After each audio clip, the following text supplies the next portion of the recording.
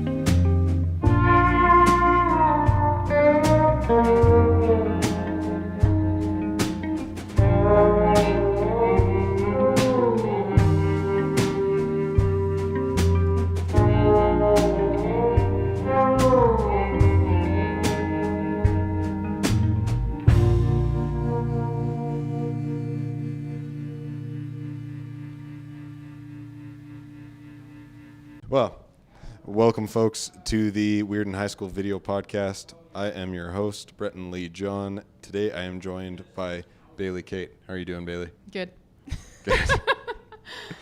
Good. We just heard you play. You sounded good. That was no Thanks. surprise to me. I've been a fan. How did this collection of musicians, which I think are well revered in the province, how did you find this group of people and get them in the same zone and go, holy crap, these people are all great at playing music and want to play music together? I guess I collected them one by one. They all started out as a friendship in one way or another. Like Joel Gray is my partner, and so he got me into playing and performing music. And he played in the Silkstones with Dylan, so he recruited Dylan. I worked with Joel Stretch, teaching, and so how did this work now? There's another layer that was just coming into my brain as I was saying that. Joel also joined it wasn't Utilities anymore, well, Star Painter. Joel Gray joined Star Painter, and then Joel Stretch joined our band, and he also suggested Mickey to drum with us. I don't know exactly the timeline of that, but it was all kind of one person at a time, and Richard is our newest member, I guess, but he's been playing with us for the last couple of years. So yeah, they're wonderful though. I'm glad that I have them. Yeah, you guys as a band, I would venture to say, are competitive with a lot of corporately assembled Nashville bands. And it's cooler because you're actual friends from Lethbridge, Alberta. Yeah. Then it's always fun. And also I think that I am the least qualified person of the band, but I write the songs for this project, so I don't know. That's how I get my worth, I guess, in the group. But everybody else is very, very talented, far beyond what I can do. I sort of, I don't know. I find if you are the writer, you frequently are not the most proficient musician in the room. But, and not to cast too broad a net, but I also find a lot of the people that spend all day thinking about guitar tones are also not the ones that are thinking about putting their feelings into words and into a song. So it's a bit of a happy marriage that way. I mean, as I'm saying that, there's a bit of a funny dynamic in terms of your relationship with Joel, who's the tone master. Yeah. Are there any personality traits that you feel you experience between you and Joel in terms of that different approach or mindset towards music? I think it's very complimentary, like you said. I don't have to ever worry about tone because he can just fix it for me. And I can just trust that he's going to make it sound good. So in some ways I can remain naive about how to do all of that. But he is good at putting songs together and writing parts for songs as well. And so I can take my ideas and bounce them off of him, and then he will give very honest feedback, but also we can kind of craft things together, take the ideas and then turn them into something else. So there's more than meets the eye as far as songwriting goes for Joel Gray. Well, and I certainly didn't intend to be diminutive towards people that are maybe more in the tonal universe. Are there ways in which having music's a significant portion of your life? It's a significant portion, this working relationship also involves a personal relationship. Do you love all the time being so in it, or are there moments where you're I'd like to play this song and just have it be my thing today? No, I don't think that I've ever wanted it to be only my thing. Yeah. I think that we get to spend a lot of time together because we're in multiple projects together. And so that way we never have to feel like we're missing out or we should be doing something else instead of being at band practice or instead of playing shows. It just every tour that we go on or trip that we take or band practice we go to, we get to do together. So we don't have to feel like we're missing out of anything because we're both there. Right. Yeah. Right. And then, I mean, there's probably not that dynamic of like you go somewhere cool, like it's like say you were to go on a trip to Austin, you're not like, oh my God, get out of the guitar shops already. Maybe well, still. When we went with Star Painter to Japan in the summer for 2 weeks, and there were a couple times that we went to guitar shops or like gear places, I guess, and my feelings don't change about that. I feel like mostly indifferent or like I want to go somewhere else, but I know it's necessary. So how did you find yourself writing? How did you arrive at the moment where you go, songs are cool, I like songs, now I'm going to make one? I've always really liked songs and really liked music, but I did not want to write songs. I got tricked into it. I was like I decided to take voice lessons with Monsa that lived in Lethbridge. Like, I know she doesn't live in Lethbridge anymore, but she was working at Long and McQuaid. And I decided to take voice lessons in my like last semester of university. And then after a handful of lessons, she kind of suggested that the next challenge that I give myself is to write a song, which I didn't like want to do. But I don't mind a challenge. And so I wrote a song and then brought it back to the lesson. And she was like, great, now you should perform it. It's like, I don't want to. That's, again, not what I signed up for. But I did play it at an open mic. And yeah, I guess then did it a couple times, and then it just kind of went from there. And I think after I'd written a few, then we ended up, like, we opened for Fonz's first album release, and John Martin was also playing with his band there. And then kind of after that, it sort of took off. And just like one song every like couple or few months or 6 months or so. Not prolific by any means, but I slowly chip away at it. Yeah, I find that's something I've heard people speak about in songwriting, which is that hopefully, like there's this sensation that I feel like we all get where if some time goes by and you haven't had a good one, you get that like, will I ever again? Will I ever write a song again? But I feel like as time goes on, you also are more prepared to not write a bad song, maybe. Mm-hmm. You're more prepared to go, that idea's not it. Yeah. And wait for the good ones. What do you think is, like, there's a disproportionate amount of the musical output of the province and the high quality musical output of the province in this, the third largest city in the province, which is dramatically smaller than the two bigger ones. Do you have any thoughts on why that is? Why there's like so many... Why Lethbridge seems to crank out a bevy of talented, high-quality musicians, and why this scene seems to work?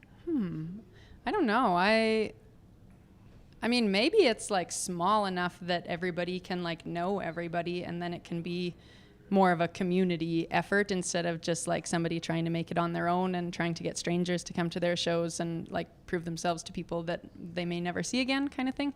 Whereas you have like in our community people that have been doing it for a long time, and they like are really kind and generous with their presence and their advice and their like support, I guess. And so you kind of get some tips from them and their experience that maybe in more like competitive places, people might like, like hold their cards close to them a little bit more and not be so willing to share that information, I guess, maybe. I don't know. It seems like everybody's like just very kind and generous here and supportive. And then also like having just a couple music venues, or a few, I guess. There's only so many places you can play. So if people want to come and see music, they'll go to the Owl, or they'll go to the Slice, or they'll go to a Geomatic Attic show. And those are basically your only options for the most part. And so people are like bound to hear you sometime. There's definitely something to that. Like those three places you just mentioned, the Owl and the Slice in particular, like playing the owl can make you feel like a full-blown rock star. Like I opened a Biloxi Parish show, and like I haven't played to a crowd that was that enthusiastic in that, like a room that was that packed since. But I think there is something to that, because if you're in those bigger markets, like you'll still run into that. It's hard to get people out. I mean, like Blake Berglund's a buddy of mine, and he was playing at the Palomino, and it's just like, man, if I got to drive an hour into the city and I've got to park down there, and like I guess it seems like you're not on a typical night in Lethbridge. Like there are just those three places, like you said, and if people want to see music and the student population tends to, they're going to be in those places, and they're maybe going to pay attention to you, and you might actually make those fans in a way that maybe you don't in the bigger cities anymore. Yeah. And like after having a little bit of experience now, like going and playing in other places, like it's pretty hard to beat those venues in general. So I think that makes a really big difference, just like the quality of them existing in Lethbridge and us having the privilege of being around them all the time and getting to know them and having the relationship with the people that run them. Like other cities don't have gems like that. There's probably a merit to Lethbridge being a college town as well in that vein. Did you grow up in Lethbridge, or did you come for school? I came here for school. Where'd you come from? I grew up just outside of Vauxhall. Okay. Yeah. So Lethbridge is like the big city compared to there. It's an interesting thing that way, that it's sort of this magnet for this southern region, and it seems to punch above its weight class that way. You're a teacher. I don't know a lot more than that. What do you teach? What age do you teach? I teach grade 4 and 5 starting this year. I taught grade 2 and 3 for 4 years before that, and grade 1 for 3 years before that. And you and Joel Stretch are both teachers. Yeah. Do you feel like there is something parallel to what has drawn you both to music, to what has drawn you both to teaching? I mean, I definitely don't think there's like tons of overlap in those like two career choices, I guess, or interests, other than like a desire to connect with other people, and I guess communication in general. Like you do a lot of that in teaching, and you do a lot of that in performing or in talking to people before and after and trying to like stay connected, that kind of thing. But I think it's just kind of a lucky thing that the two of us happen to have very similar interests and can be such good friends and such great like support for each other's bands and in life in general. I think there is something there about that communication, because I've found I teach and have taught horse riding and music, and there's definitely I would almost draw that parallel more with songwriting specifically. You're trying to ideally put something out that an audience will receive and understand that audience, and especially if you're trying to deal with kids, you got to understand. Like, you're not going to bring kids to understanding you without getting on their level somehow. Yeah. Right. And yeah, you have to be able to like empathize and like understand other people's perspectives, for sure. Do you feel like in any way that experience has influenced your sensibilities in terms of writing and worldview? I guess in some ways, maybe like, yeah, just being able to see things from other people's perspective instead of just like, this is what I think, so it must be right. Like understanding that like any sort of like issue or experience has like everybody that's involved experiences it different and like internalizes it different in their memory and in how they like respond. So what is true and what are facts like kind of depends on your experiences all before then. I don't know. I guess that's sort of how I think that it kind of influences it. Do you feel like being around kids, and particularly other people's kids, on a daily basis influences your view of people and of humanity and humanity in the future? I know that's a pretty broad and philosophical question, but... That is a big question. I think if anything, it feels very hopeful. Like, I know that kids have like the way that kids are, it seems like it has changed over time, and even like pre and post pandemic kind of thing. But in general, I feel hopeful when I think about the kids and how they're a product of whatever like shapes them. And so if they can have like positive influences and people that like love and care about them and want to support them and help them through like navigating their feelings and communicating with other people and like building those healthy habits, like the more people we have helping support that, then the more people we have growing up with those skills to carry that on, I guess. Like when I was in 12th grade, I went to a weird high school in a weird neighborhood that was a bizarre intersection of like holdout farmers and oil executives' kids. And they had defunded the music program completely. So the band teacher was like splitting his time between assisted ed, and he had like a guitar option class that he got to teach. Mm-hmm. But like he was the lone defender of the weird kids and the lone influence in that environment that was like, yeah, maybe you shouldn't try to be a doctor. Maybe you I mean that like in a specific case of a specific student should pursue something creative. Or do you feel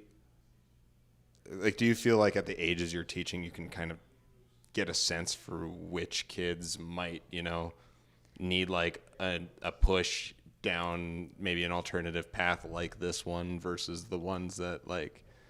Do you feel like they start to show that inclination yet? I guess if you were like really watching out for it, maybe you could see that. I think in general, from what I've seen anyways, in like elementary in general, kids are mostly drawn to like expressing themselves and being creative. And for some of them that maybe aren't creative in like the very literal sense of like they don't like art or something like that, a lot of times they have, well, all the time they have something else that they're good at, so you try to, I guess, just help them notice the things that they're good at so they can like grow those areas, and then I guess also notice the things that feel hard and try and give them experiences, like positive experiences, to help build those as well. Like they don't have to be perfect at everything, but in general trying to improve in all areas. But I guess I don't know, it so depends on what experiences they're going to have between now and then. Like just one experience can, I think, change that, like feeling successful in the Christmas play, or like having someone reinforce that something that they're good at that isn't like mainstream exactly, or isn't like a school skill, can still be valuable. Like I think it matters more if they have adults that notice those things about them and help them like feel valued about them, as to whether they'll go on and be successful in creative ways, I guess, or not. Because I think anybody can be creative. There's so many ways to be creative. Right. I think kind of like in that same vein, I'm going to fan out a little bit. To me, like both your project and Star Painter, who you also play with, seem to me to have the full potential to, say, become full-time touring acts. Is there a world in which that's what you'd like for your life, or do you enjoy it as this kind of passion project after basically after school, for lack of a better term? That's a very big thing. I think that I have a lot of fun writing music, and I have a lot of fun performing it. And like any times that we've been on tour together, it's been awesome. I really count on like other people's organizational skills and like motivation to like help carry us through those things. So I would have to grow a lot of skills myself to consistently bring that to the table, I guess, if we were going to do it full time. It feels like the world is too expensive to have that as an option for us, but I guess people do it. I do love teaching too. But having the two together is almost too much, like, to maintain all the time. It's both of them are a lot of planning and a lot of prep work and a lot of communicating, and both require a lot of time. So, yeah, I mean, I'll continue to do both. I love having this as a passion project. I would love to do more of it, but I don't know what that looks like. You just kind of like take it as it comes. And I'm also like a very sensitive person, so when we're able to just like book shows because somebody asks us to, it's like very, it feels very nice, I guess, as opposed to when you have to put in the work to book your own shows all the time and reach out and have people not respond, or like the dates don't work, or, you know, like all that goes with actually planning tours, which I've like done like this much of it. But it's like a lot more of a positive experience for me to just like take opportunities as they come, as opposed to like putting in the work and facing the possibility of rejection. So, yeah.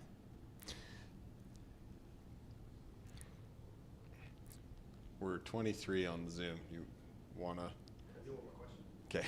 Okay. Yeah. Okay, I'm gonna get my brain. It has to be your most important question.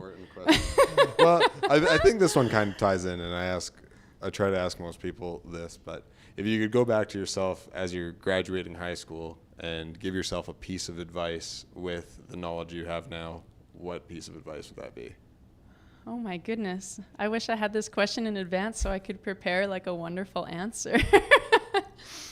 I don't know. I guess it's not like specific advice, but just to like experience everything that you can, which I think I mostly did, but I like never planned on playing in bands or like leading a creative life. I guess I liked crafty things and enjoyed music, but I never like thought that I would be a person that was like creating it, I guess. And so I didn't even know that was a possibility. And so I guess I would just want to make my high school self aware of that possibility so that I could maybe start sooner, I guess. Yeah. Awesome. It's very vague advice. No, I think that works. I think part of it is knowing. Like, I never saw I never saw where you started until I went to the Owl and saw Biloxi Parish by accident. Mm-hmm. But it was, and I hadn't seen like a local band that had a song that stuck in my head before. But that, like, it's funny because it's all woes, but the chorus of Odessa by Biloxi Parish, it's actually, whoa, like, is such an earworm. Yeah. Yeah, I think that's a big deal. I think, kind of in summary of our whole conversation, like a big deal here is that you can walk into those bars and you can see a band that plays locally, that is local, that's awesome, and that can be really inspiring. But yeah, thanks so much for the great chat here. Yeah, thank you. Cool.